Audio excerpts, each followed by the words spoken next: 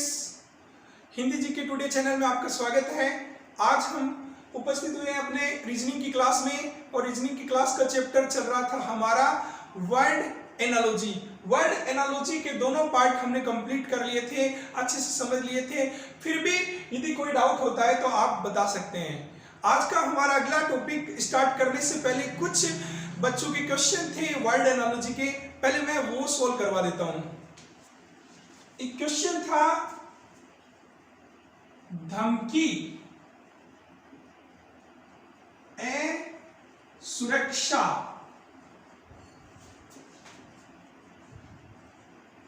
ललकारना। देखो, धमकी और असुरक्षा, उसके बाद ललकारना का क्या होगा? तो असुरक्षा जिसमें हम सुरक्षित नहीं होते हैं, इसका कारण क्या होता है? इसका कारण होता है कि जैसे कोई व्यक्ति हमें धमकी दे देता है, किसी भी तरह की धमकी दे देता है। ऐसा हो जाता है ना, कई छोटी बड़ी लड़ाई हो जाती है, उसमें कोई कह देता है चल मैं तुझे देख लूंगा आज के शाम, ऐसे ये होगा वो होगा, उसे ऐसी धमकी दे देता है। तो यानी क्या हुआ? धमकी से असुरक्षा का खतरा होता है, यानी सुरक्षित नहीं होने का। तो वो ऐसी कोई धमकी होती है, उससे असुरक्षा का खतरा होता है। तो ललकारना का संबंध किसके साथ होगा? धमकी से असुरक्षा झलकती है और ललकारना से एक ही चीज समझ में आती है, झगड़ा।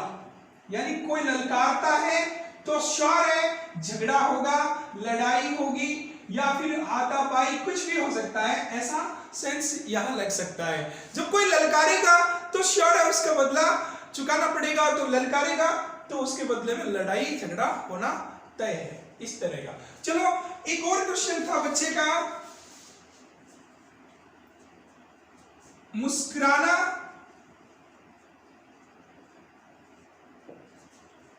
हंसना और चिल्लाना। मुस्कुराना, हंसना और चिल्लाना, इसका सेंस था, ऑप्शन कुछ इस प्रकार से थे।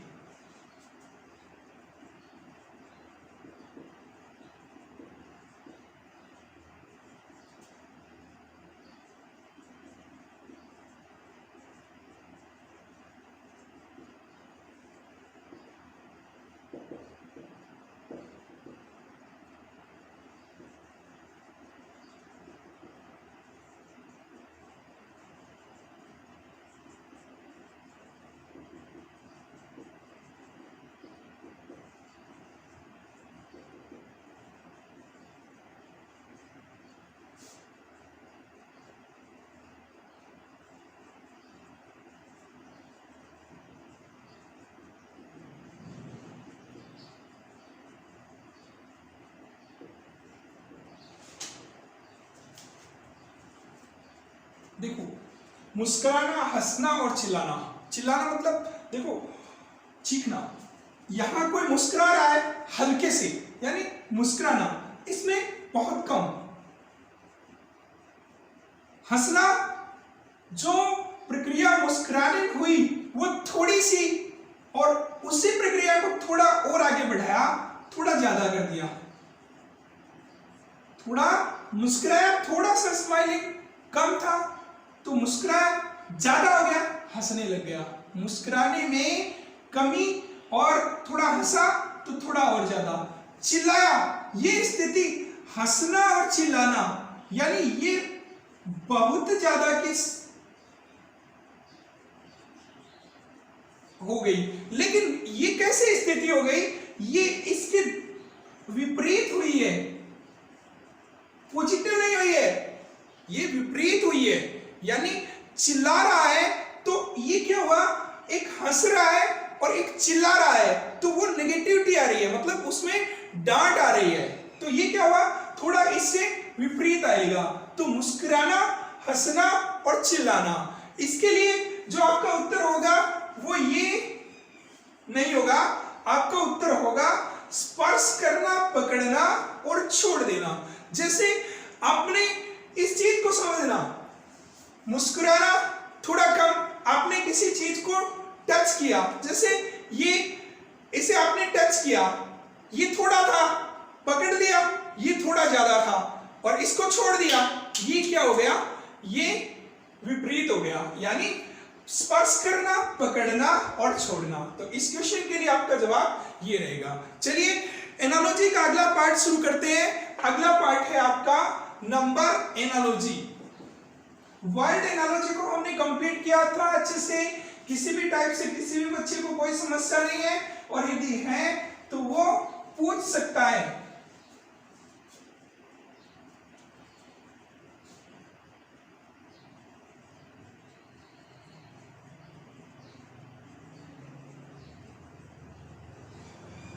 नंबर एनालॉजी, वर्ड एनालॉजी थी वो शब्दों के आधार पे थी, जिसमें शब्द यूज होते थे कि इस शब्द का मतलब ये होता है, या इस शब्द का संबंध इसके साथ होता है, तो इसका संबंध किसके साथ होता है। पैटर्न वही रहेगा, सब कुछ वही रहेगा, लेकिन शब्द जो थे उनकी जगह संख्या बन जाएगी, शब्दों की जगह संख्या बन जाएगी। जैसे हम एक क्वेश्चन लेते हैं, 8 का संबंध 20 के साथ होता है, तो 14 का संबंध किसके साथ होता है। एक क्वेश्चन हमने लिया, यदि 8 का संबंध 20 के साथ होता है तो 14 का संबंध किसके साथ होता है। इस तरह का अगर कोई क्वेश्चन आपका आता है तो इस पे हमारा दिमाग दो तरह से जाता है, एक मैथ्स के हिसाब से और दूसरा रीजनिंग के हिसाब से। अगर हम इसे मैथ्स के हिसाब से जाने तो इसका उत्तर निश्चित एक ही उत्तर होता है। जैसे मैथ्स के आधार पे देखेंगे तो ये स्थिति निकल के आती है समानुपात में, और समानुपात में ऐसी स्थिति में क्या देखा जाता है, समानुपात का नियम। यदि 8 का अनुपात 20 के साथ होता है तो 14 का अनुपात किसके साथ होता है, उसे आप x मान लीजिए। ऐसी स्थिति में अंदर की संख्याओं का गुणा और बाहर की संख्याओं का गुणा बराबर होता है, तो 8 into x equal to 20 into 14। तो ये काट दिया इसको, 8 से 4 दूनी 8, 4 पंजो 20, इससे काट दिया 7, तो x बराबर 7 5 35। इसमें क्या हुआ कि यदि 8 का संबंध 20 के साथ होता है तो 14 का संबंध किसके साथ होता है, 35 से। तो अनुपातों का अगर सेंस दिया जाए और मैथमेटिक्स के आधार पे क्वेश्चन को सॉल्व किया जाए तो इस क्वेश्चन का आंसर 35 ही होगा। लेकिन बात अगर रीजनिंग की जाए तो इसमें एनालॉजी के सेंस में कि केवल हमारा मैथमेटिक्स का आधार लिया जाना ही उचित नहीं होता। यहाँ पे एक तार्किक गणना होती है रीजनिंग में, जिसके आधार पे यदि आपका तर्क है जिसमें आप ये साबित कर पाए कि इसका संबंध इससे इस तरह से है, तो आप उसे बता सकते हैं और वो आपका सही माना जाता है। लेकिन सही मानने में भी कारण होता है कि आपके रीजनिंग के बेस पर इस क्वेश्चन के अनेक उत्तर संभव हो सकते हैं, आपके द्वारा अनेक उत्तर संभव हो सकते हैं, लेकिन वे सभी उत्तर तभी सही माने जाते हैं जब वो ऑप्शन में कोई उत्तर उनमें से होता है। यानी ऑप्शन का आधार देखा जाए तो वे सारे सही माने जाते हैं। तो रीजनिंग के आधार पे इन क्वेश्चन के आंसर अलग अलग हो सकते हैं। कैसे आंसर हो सकते हैं, क्या क्या तरीके बन सकते हैं, वे चीजें हम नोट करते हैं। मैथ के आधार पे जो उत्तर दिया गया था वो तो रीजनिंग का आंसर होना ही है, लेकिन उसके अलावा भी कई सारे उत्तर हो सकते हैं, उनमें से कोई भी उत्तर आपका सही हो सकता है यदि वो ऑप्शन में होता है तो। जैसे अब देखिए, सबसे पहले मैं आपको एक तरीका बताता हूं कि इसका उत्तर क्या हो सकता है। 8 का संबंध 20 के साथ हुआ, तो 8 का संबंध जब 20 के साथ हुआ तो उसमें 8 में हमने क्या जोड़ दिया, 8 में हमने जोड़ दिए 12। जब 8 में 12 जोड़ दिए तो कितने आ गए, 20। तो आप 14 में भी 12 जोड़ दो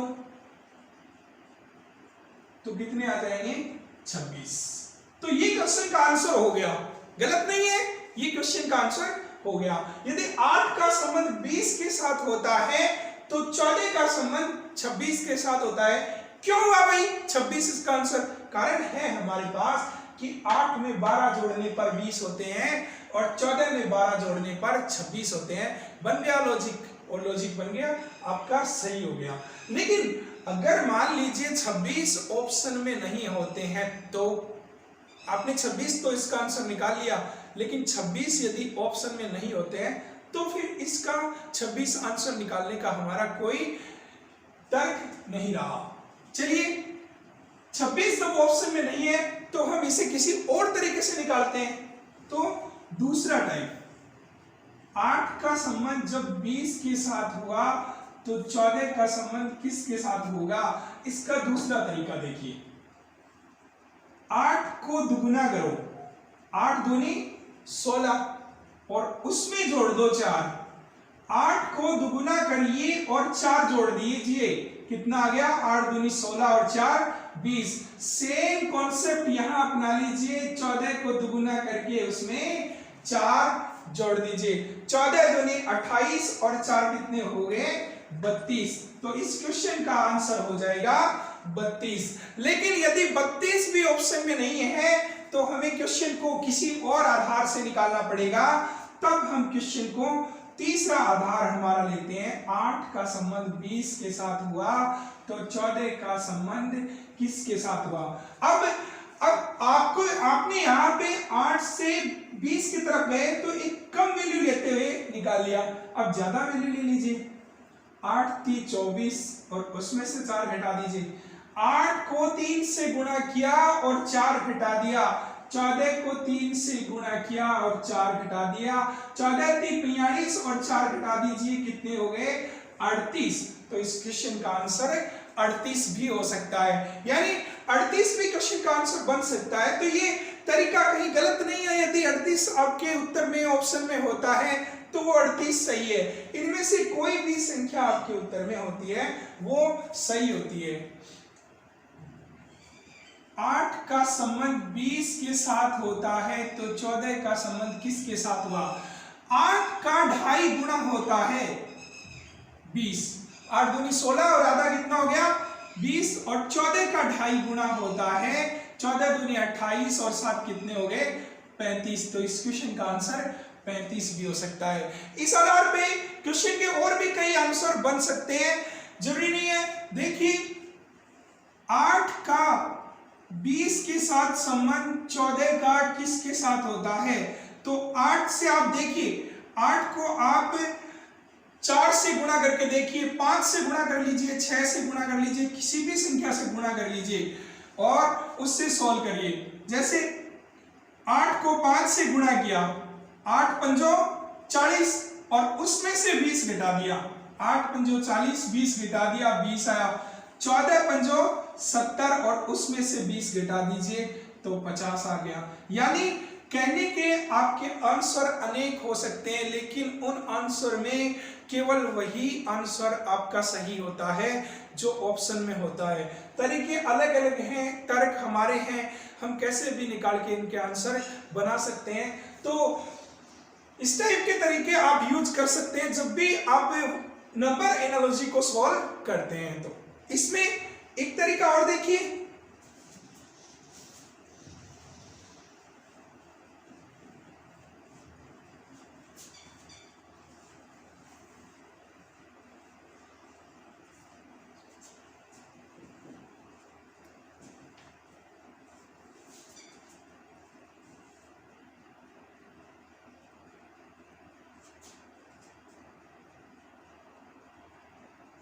यदि 24 का संबंध 42 के साथ होता है तो 36 का संबंध किसके साथ होता है। ये हो गया 24 का 42 के साथ, तो इसने क्या किया है, चेंज कर दिए।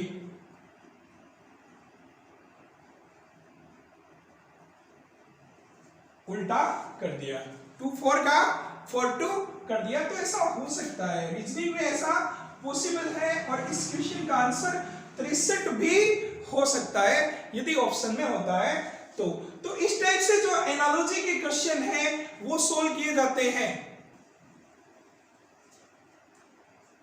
क्वेश्चन आपका आंसर बताने की कोशिश करना,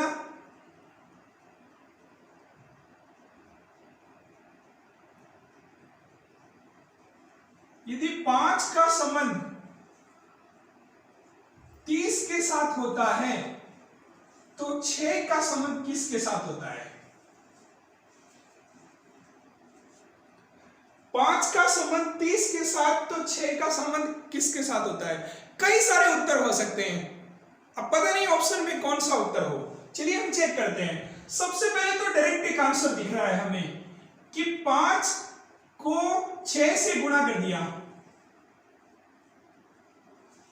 5 को 6 से गुणा किया तो कितना आ गया? 30। तो 6 को 6 से गुणा किया तो कितना आ गया? 36। तो एक तो इस क्वेश्चन का आंसर हो गया 36। यानी जब हमने इस संख्या को 6 से गुणा किया तो इसको भी 6 से गुणा करेंगे, आंसर आ गया 36। अब एक आंसर ऐसा आता है, इसको आपने 6 से गुणा किया और इसको आप 7 से गुणा करके भी आंसर निकाल सकते हैं और आपका आंसर सही माना जाता है। कैसे? देखो, 5 को 5 से अगली संख्या से गुणा करना, 5 को 5 से अगली संख्या से गुणा करने पर 30 आता है, 6 को 6 से अगली संख्या से गुणा करने पर 42 आता है। तो ऐसा भी हम कर सकते हैं। ठीक है, ये तो हुआ गुणा का आधार। अब अगर जोड़ने का आधार देखा जाए तो इस क्वेश्चन का आंसर हो जाता है 5 में 25 जोड़ दिए 30 आ गए और 6 में 25 जोड़ दिए 31 आ गए, ये भी सही है। और अगर आंसर देखें तो 5 को 5 से गुणा किया और उसमें 5 जोड़ दिया, 5 को 5 से गुणा किया और उसमें 5 जोड़ दिया, 6 को 5 से गुणा किया और उसमें भी 5 जोड़ दिया, यानी 6 पंजो 30 और 5 कितना हो गया? 35। तो 35 भी आपका उत्तर हो सकता है। अगर इस स्थिति को थोड़ा सा और देखें कि 5 को 5 से गुणा करने की बजाय अगर हम इसे ऐसे समझे कि 5 का स्क्वायर करके 5 जोड़ दिया तो 6 का स्क्वायर करके 6 जोड़ दो,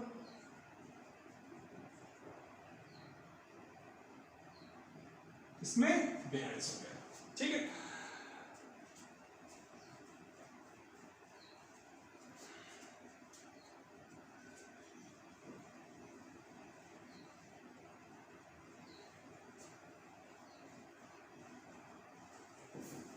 इस तरह से एनालॉजी के क्वेश्चन आप सॉल्व कर सकते हैं।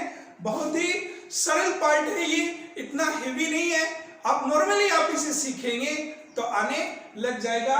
प्रैक्टिस के लिए डिस्क्रिप्शन में आपको इसका पीडीएफ फाइल दे रखा है, आप उसे डाउनलोड कर लीजिए और डाउनलोड करके सॉल्व करिए। सॉल्व करने के बाद यदि कोई क्वेश्चन आपको नहीं आता है तो कमेंट बॉक्स में उस क्वेश्चन का नंबर डाल देना। तो ठीक है स्टूडेंट, उम्मीद है आप लोग पढ़ रहे होंगे। रेगुलर आप ज्वाइन रखिए, हमेशा 11 बजे आपकी क्लास आती है रीजनिंग की, हर दिन अगला टॉपिक लेकर। तो जो समस्याएं होगी उन समस्याओं को हम पहले सॉल्व करेंगे, उसके बाद अपना टॉपिक स्टार्ट होगा। इस तरह से आपके पूरे topic point two point clear हो जाएंगे। बने रहिए चैनल पर और पढ़ते रहिए। इस लॉकडाउन में घर पे रहिए, खुद भी स्वस्थ रखिए, परिवार को स्वस्थ रखिए। चलिए, जय हिंद, जय भारत।